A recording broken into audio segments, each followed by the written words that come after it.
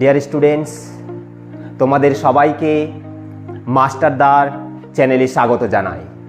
আজ 5ই সেপ্টেম্বর শিক্ষক দিবস উপলক্ষে সকল ছাত্রছাত্রীদেরকে আকাশদার পক্ষ থেকে রইল ভালোবাসা। ছাত্রছাত্রীরা, তোমাদের ডিমান্ডের উপরে নির্ভর করে আজ এই চ্যানেলের সৃষ্টি হয়েছে। আশা করি তোমাদের ভালোবাসা এবং আমার বিগত 20 বছরের অফলাইন পড়ানো অভিজ্ঞতার উপর নির্ভর করে এই চ্যানেলটি এগিয়ে চলবে।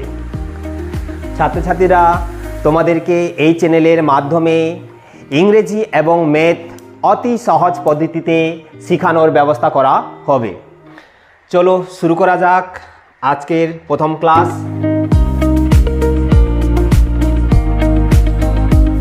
আজকের প্রথম বিষয় হলো ইংরেজির উপর। যেমন একটি ঘরকে দাঁড় করানোর জন্য 4টি খুঁটি বা পিলারের প্রয়োজন হয়, ঠিক তেমনি ইংলিশে কথা বলার জন্য অথবা ইংরেজিতে কোনো কিছু লেখার জন্য 3টি কথা মনে রাখতে হবে ছাত্রছাত্রীরা। তো সেই 3টি বিষয় হলো S, V, O. Dear students, লক্ষ্য করো, এস মানে হচ্ছে S for subject, V for verb, O for object. তো দেখা যাক একটা সেন্টেন্স লিখে এই এস ভিও কিভাবে কাজ করছে।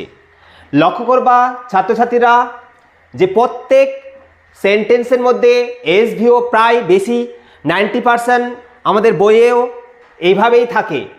আবার কিছু কিছু অংশ থাকে, সেটা পরে আমরা শিখবো পরের ক্লাসে কোথায় কি থাকে না থাকে। প্রথমে মনে রাখতে হবে এই 3টা বিষয় অবশ্যই থাকে সেন্টেন্সে। S for subject, V for verb, O for object. তো দেখা যাক সেন্টেন্সে এই এস ভিও কিভাবে কাজ করছে। তো প্রথমে আমরা কোনো কিছু ইংরেজিতে একটা সেন্টেন্স লিখবো বা বলতে চাই, তো দেখি লেখে কিভাবে এস ভিওটা কাজ করছে। মনে করো আমি ইংরেজিতে একটা সেন্টেন্স লিখলাম, I eat rice. Dear student, লক্ষ্য করো আমি কি লিখলাম, first I, then eat, at last rice. এখানে আই হলো সাবজেক্ট, ইট হলো ভার্ব, রাইস হলো অবজেক্ট। সাবজেক্ট, এবার আমাদেরকে ভালো করে জানতে হবে সাবজেক্টটা কি, ভার্বটা কি, অবজেক্টটা কি। আই এখানে সাবজেক্ট হিসেবে রয়েছে। সাবজেক্ট কাকে বলে? সাবজেক্ট হচ্ছে বাক্যের যে কর্তা, অর্থাৎ যে এখানে ক্রিয়াকে সম্পাদন করছে। ক্রিয়া মানে এখানে অ্যাকশন ওয়ার্ড, যেরকম এখানে ইট রয়েছে, তাহলে ইট এই খাওয়ার কাজটা কে সম্পাদন করছে? আই। তাহলে আই হচ্ছে এই বাক্যের মধ্যে সাবজেক্ট। এবার ভার্ব কাকে বলে জেনে নেওয়া যাক। ভার্ব হচ্ছে এমন একটা ওয়ার্ড যে ওয়ার্ড দ্বারা কোনো কিছু করা, আসা, বসা, খাওয়া, যাওয়া ইত্যাদি বোঝায়। অর্থাৎ verb is a action word, অর্থাৎ ভার্বের দ্বারা কোনো কিছু করা বা কোনো কিছু আসা, বসা, খাওয়া, যাওয়া ইত্যাদি বোঝায়। এবার জেনে নেওয়া যাক অবজেক্ট। অবজেক্ট কাকে বলে? সোজা কথায় মনে রাখবা স্টুডেন্টস, অবজেক্ট হচ্ছে সাবজেক্টকে প্রশ্ন করে যা উত্তর পাবো সেটাই হচ্ছে অবজেক্ট। এখানে সাবজেক্টকে প্রশ্ন করা যাক, কি উত্তর আসছে দেখা যাক। সাবজেক্ট কে রয়েছে এখানে? আই। আইকে প্রশ্ন করো, আই আমি কি খাই, তার উত্তর আসবে রাইস। রাইসটা হচ্ছে এখানে অবজেক্ট। সাবজেক্ট কাকে বলে অন্যভাবে জেনে নেওয়া যাক। যেমন আমরা সাবজেক্টকে প্রশ্ন করে অবজেক্ট পারলাম, সিমিলারলি অবজেক্টকে প্রশ্ন করেও সাবজেক্ট পাওয়া যায়। যেমন এখানে অবজেক্ট রূপে রয়েছে রাইস অর্থাৎ ভাত কে খায়? এখানে আই, তাহলে আই হলো সাবজেক্ট। অর্থাৎ সাবজেক্টকে প্রশ্ন করে যেটা উত্তর পাওয়া যায় সেটা হচ্ছে অবজেক্ট, আর অবজেক্টকে প্রশ্ন করে যেটা উত্তর পাওয়া যায় সেটা হচ্ছে সাবজেক্ট। আর মাঝখানে রইল ভার্ব কাকে বলে? ভার্ব হচ্ছে এমন একটি ওয়ার্ড যার দ্বারা কোনো কিছু করা, আসা, বসা, খাওয়া, যাওয়া ইত্যাদি বোঝায়, অর্থাৎ অ্যাকশন থাকবে ভার্বের মধ্যে। তাহলে এই 3টা পাশাপাশি বসে একটা সেন্টেন্স গঠিত হয়। আরও অনেক কিছু রয়েছে, সেটা আমরা নেক্সট ক্লাসে আরম্ভ করব, আমরা জেনে নেব। এবার লক্ষ্য করা যাক, আমরা যদি এই তিনটা বিষয়ের উপর ভালো করে ফোকাস না দিই অথবা এই তিনটা বিষয়ের উপর আমাদের যদি সঠিক ধারণা না থাকে, তাহলে আমাদের সেন্টেন্সটা কিভাবে হয়ে দাঁড়াচ্ছে দেখো। লক্ষ্য করা যাক, আমি ভার্ব জানি না, আমার ভার্ব সম্বন্ধে কোনো ধারণা নেই, আমি সাবজেক্ট আর অবজেক্ট দিয়ে কথা বলতে চাচ্ছি বা আমি কোনো কিছু লিখতে যাচ্ছি। দেখো লক্ষ্য করো, এখানে রয়েছে সাবজেক্ট আর অবজেক্ট। কি দাঁড়াচ্ছে? I rice. এর মানেটা কি দাঁড়ালো? আই রাইস মানে হচ্ছে আমি ভাত বা চাল। এটা কোনো একটা বাক্য হলো না, ইনকমপ্লিট সেন্টেন্স। তাহলে এটা দ্বারা কোনো মিনিংফুল সেন্টেন্স হলো না। তাই আমাদেরকে কি দরকার? অবশ্যই ভার্ব দরকার, ভার্ব ইট, ইট ভার্ব। এবার দেখে নেওয়া যাক অবজেক্ট না জানলে আমাদের কি অসুবিধা রয়েছে। অবজেক্ট জানি না অথচ ইংরেজিতে কথা বলতে যাই বা কোনো সেন্টেন্স লিখতে যাই, তাহলে কি হয়ে দাঁড়াচ্ছে দেখো। আই ইট মানে কি হলো? আমি খাই। তো এখানে প্রশ্ন থেকে গেল আমি কি খাই? হাতি খাই না ঘোড়া খাই না বাঘ ভাল্লু খাই? এখানে প্রশ্ন চিহ্ন থেকে গেল, অর্থাৎ এটিও ইনকমপ্লিট সেন্টেন্স। তাহলে ফুল সেন্টেন্স হতে হলে, মিনিংফুল সেন্টেন্স হতে গেলে অবশ্যই এসভিও দরকার। আবার দেখে নেওয়া যাক, অবজেক্টটাকে রাখা হলো রাইস। এবার আমরা সাবজেক্টটাকে উজ্জ্ব করে দিই, অর্থাৎ সাবজেক্ট নেই। এবার সেন্টেন্সটা লক্ষ্য করা যাক, ইট রাইস, অর্থাৎ এখানে খায় ভাত। কে খায় ভাতটা?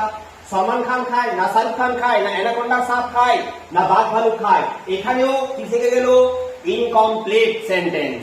এখানে প্রশ্ন থেকে গেল, অর্থাৎ মনে রাখতে হবে ছাত্রছাত্রীরা যে একটা সেন্টেন্স মিনিংফুল হতে গেলে অবশ্যই তাকে এসভিও ফর্মে থাকতেই হবে। হ্যাঁ ডিয়ার স্টুডেন্টস, মনে রাখবা এসভিও ছাড়াও কিছু কিছু সেন্টেন্স হয়ে থাকে, তবে তার মাত্রা বা পার্সেন্টেজটা হচ্ছে খুবই কম, 5 to 10%। আমরা পুরোপুরি এসভিও কে ফলো না করেও সেন্টেন্স বা কথা বলতে আমরা পারি, সেটা হচ্ছে ইয়েস নো দিয়ে।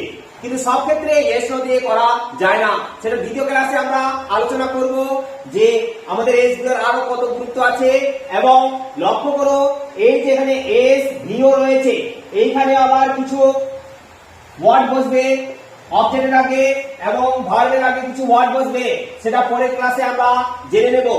স্টুডেন্টস, তোমরা প্রথমেই মনে রাখবা এসভিও ক্লিয়ারটা পুরোপুরি ক্লিয়ার করে রাখবা।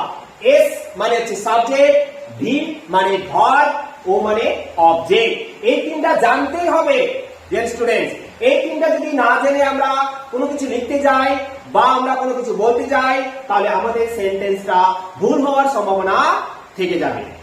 এবার দেখে নেওয়া যাক, আমি একটা সেন্টেন্স বলতে চলেছি, সেই সেন্টেন্সটা তোমরা লক্ষ্য করো কিভাবে আমি বলছি। তাহলে এখানে ছিল আই সাবজেক্ট রূপে। দেখো স্টুডেন্টস, এখানে এস মানে সাবজেক্ট, ভি মানে ভার্ব, ও মানে অবজেক্ট। এবার লক্ষ্য করো যে আমরা এই তিনটা ছাড়া তো বলতে পারছি না ঠিকই, কিন্তু লক্ষ্য করো যেখানে আমি রাইস লিখেছি, কেন কি রাইসটা হচ্ছে একটা লজিক হিসাবে কাজ করছে। এখানে আমি ভাত খাই, অর্থাৎ খাওয়া দাওয়া দিয়ে বলছি, তাই এটা আমাদের মাথাতে অতি সহজে কনসেপ্টটাকে ক্লিয়ার হতে সাহায্য করবে। অবজেক্ট আমি রাইস লিখেছি। হ্যাঁ, এখানে আমরা রাইসের জায়গায় অন্য অবজেক্ট রাখতে পারি, যেমন আমি খাই। আই মানে আমি খাই। আমি কি রাইস খালি খাই? না, আমি খেতে পারি ম্যাঙ্গো, টেঙ্গো, ডিঙ্গো, যা কিছু। এটা হচ্ছে আমাদের কি? অবজেক্ট। এবার দেখে নেওয়া যাক, আমি একটা সেন্টেন্স বলছি, সেই সেন্টেন্সটা কিভাবে কাজ করছি। ধরে নেওয়া যাক ছাত্রছাত্রী, তোমাদের মধ্যে আমার এক ছাত্রীর নাম হচ্ছে মিতালি। এবার মিতালি দিয়ে আমি একটা সেন্টেন্স বলতে যাচ্ছি। তোমরা লক্ষ্য করো সেই মিতালির সেন্টেন্সের মধ্যে সাবজেক্ট, ভার্ব, অবজেক্ট কোন কোন জায়গা রয়েছে, কোনটা সাবজেক্ট, কোনটা ভার্ব এবং কোনটা অবজেক্ট, তোমরা বোঝার চেষ্টা করবা। ডিয়ার স্টুডেন্টস, তোমরা খাতা কলমে নোট ডাউন করে ফেলো।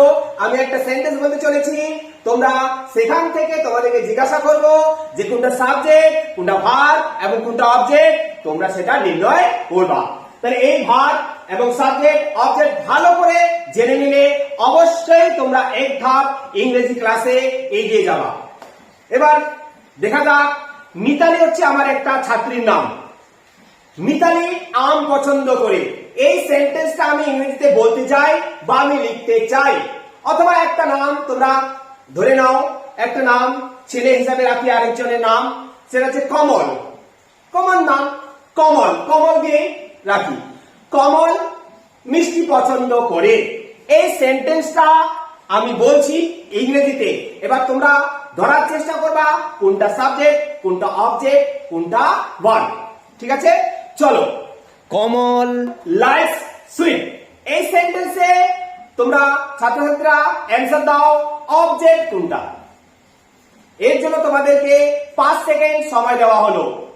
নিশ্চয় ছাত্রছাত্রীরা অবজেক্টটা তোমরা ক্লিয়ার করে ফেললা। আশা করি তোমরা নিশ্চয় এখানে সুইটস লিখলা, তাই না? এবার আমি তোমাদেরকে প্রশ্ন করছি, এই সেন্টেন্সের উপর সাবজেক্ট কে রয়েছে? এর জন্য 5 সেকেন্ড তোমাদেরকে সময় দেওয়া হলো। নিশ্চয় তোমরাও এখন এই সাবজেক্ট সম্বন্ধে ক্লিয়ার করলা, হয়তো তোমরা নিশ্চয় সাবজেক্ট এখানে কমলকে নিলা, তাই না? ঠিক, আচ্ছা চলে যাক এবার ভার্বের দিকে। এবার এই সেন্টেন্সে আমি ভার্ব জিজ্ঞাসা করছি, তোমাদের জন্য 5 সেকেন্ড দেওয়া হলো। এবার ছাত্রছাত্রীরা খাতায় নোট ডাউন করে ফেললা। আচ্ছা, নিশ্চয় তোমরা ভার্ব ক্লিয়ার করলা হয়তো। ভার্বটা হচ্ছে কি এখানে? নিশ্চয় তোমরা কি লিখলা এখানে? লাইকস। Very good. এবার জেনে নেওয়া যাক, এসভিও কে একটা ছড়ার মতন করে দিচ্ছি ছাত্রছাত্রী তোমাদেরকে মনে রাখার জন্য, সুবিধার জন্য। এসভিও ফর্মকে আমি একটা ছড়া বানাচ্ছি বাংলাতে, দেখে নেওয়া যাক। এস মানে হচ্ছে সাবজেক্ট, ভি মানে ভার্ব, ও মানে অবজেক্ট। এটাকে বাংলায় আমি একটা ছড়া করতে চলেছি। এই ছড়াটা প্রত্যেক দিন তোমরা একবার করে মনে মনে রিড করবা। এস মানে এখানে মনে রাখবা সবাই, ভি ফর ভালো, ও ফর ওরা, অর্থাৎ ছড়া দাঁড়ালো সবাই ভালো ওরা। ডিয়ার স্টুডেন্ট, সবাইকে ভালো বলতে হবে, কাউকে খারাপ বলা যাবে না। যতদিন তোমরা এই ইংলিশ ক্লাসটা শিখবা, সবাই ভালো ওরা, সবাই ভালো ওরা, সবাই ভালো ওরা, প্রত্যেক দিন এক একবার করে মনে রাখবা।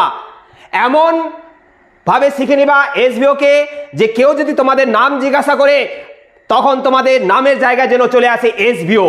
অর্থাৎ বলার অর্থ হচ্ছে এসভিওকে এমন ভাবে শিখবা, কেন কি এটাই হচ্ছে আমাদের ফাউন্ডেশন ইংরেজির। যেমন একটা বিল্ডিং উঠার জন্য ফাউন্ডেশন অত্যন্ত জরুরি, ঠিক তেমনি ইংরেজি শেখার জন্য ফাউন্ডেশনে হচ্ছে এসভিও।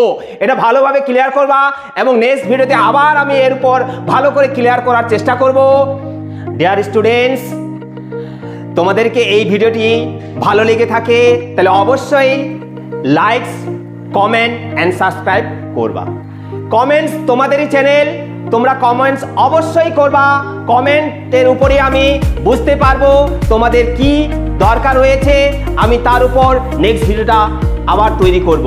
স্টুডেন্টস, তোমাদের এই আকাশদাকে সাপোর্ট করার জন্য একটাই অনুরোধ করছি, তোমরা প্রত্যেক বন্ধু বান্ধবকে শেয়ার করবা এবং তারাও এই চ্যানেলের মাধ্যমে উপকৃত হয়। বাই বাই, সি ইউ, দেখা হচ্ছে নেক্সট ক্লাসে।